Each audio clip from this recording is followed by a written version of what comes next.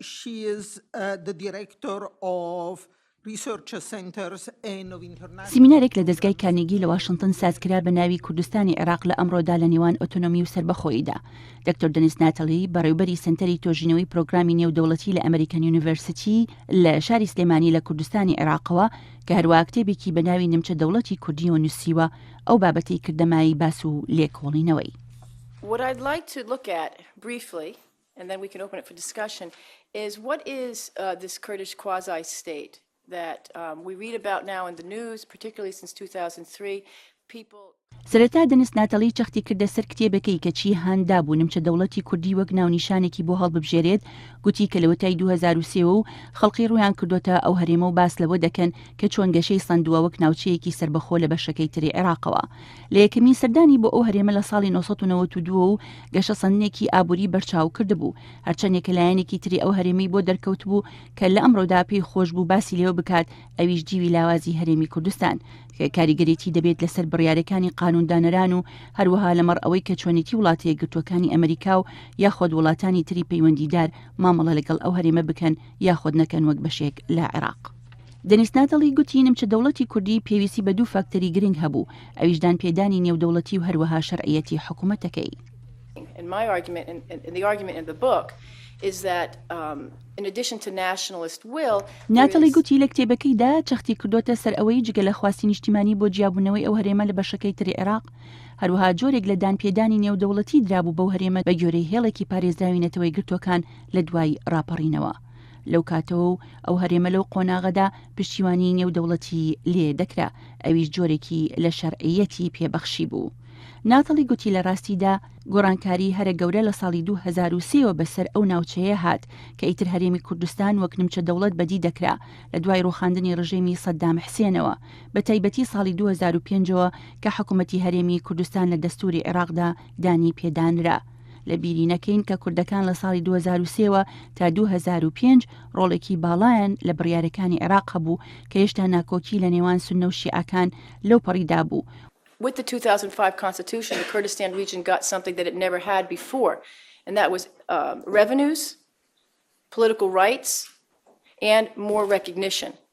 Certain stipulations of the 2005 Constitution gave the Kurds what they say is about over 90% of what they wanted, 17% of the national budget as an annual budget, which means the Kurdistan region's budget went from, in 2005, $2.5 billion to $6 billion last year. دکتۆر دەنیس ناتەلی گوتی لە ساڵی 2005 بە گوێرەی دەستوری عێراق و هەرێمی کوردستان دەستکەوتێکی هەبووە کە نەیبوو لە ڕابردوو ئەویش بووجە و مافی سیاسی و هەروەها دانپێدانی زیاتر. ساڵانە لە سەدا 17 بودجەی نیشتیمانی بۆ جیاکراوەتەوە و واتە بودجەی هەرێمی کوردستان لە ساڵی 2005ەوە لە 2 ملیار و 500 میلیۆن دلارەوە بەرەو 6 میلیارد دلار زیاد کرا. دان پێدان بە مافەکانیان بەکارهێنانی زمانی کوردی وەک زمانێکی دووهەمین لە عێراق و هەروەها دەسەڵاتێکی زیاتر بەسەر ناوچەکەیان و کە لەو دەمەوە بۆ تەمایی ناکۆکی لەگەڵ دانیشتوانی تری بەشەکەی عێراق و هەروەها ڕێپێدان بەوە گەرخستنی سەرچاوەکانی سروشتی و نەوت و وزە و بەشەکەی خۆیان لە بووجە.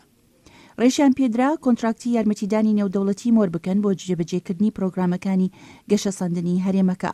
هەرچەندێکە گوتی بەڵام لەگەڵ پشتبەستنی حکوومەتی هەرێمی کوردستان بە یارمەتی نێودەوڵەتی بە لە ساڵی 2003 لە 7 ساڵانی دواییدا حکوومەتی هەرێمی کوردستان زیاتر پشتی بە بودجەی حکوومەتی ناوەندی بەستووە.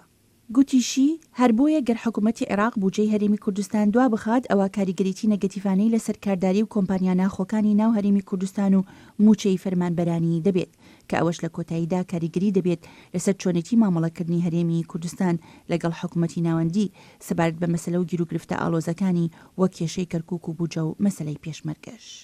Concessions now have to be made above and beyond Kurdish nationalism.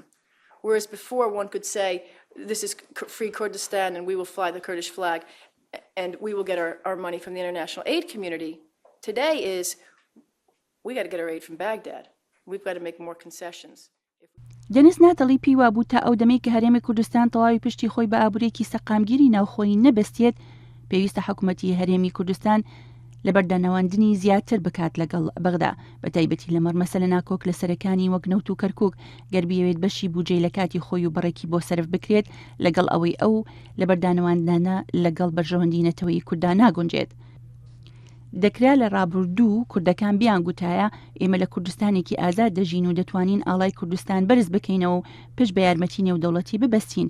ئێستا ئەو بارودۆخە گۆڕاوە و هەرێمی کوردستان هیچ سەرچاوەیەکی ئابووری سربەخۆی نییە، بەڵکو پشت بە بازرگانی لە دەرەوە دەبەستێ بە تایبەتی لە تورکیا و بودجەشی لە حکوومەتی ناوەندی بەغداوە بۆ دابین دەکرێت.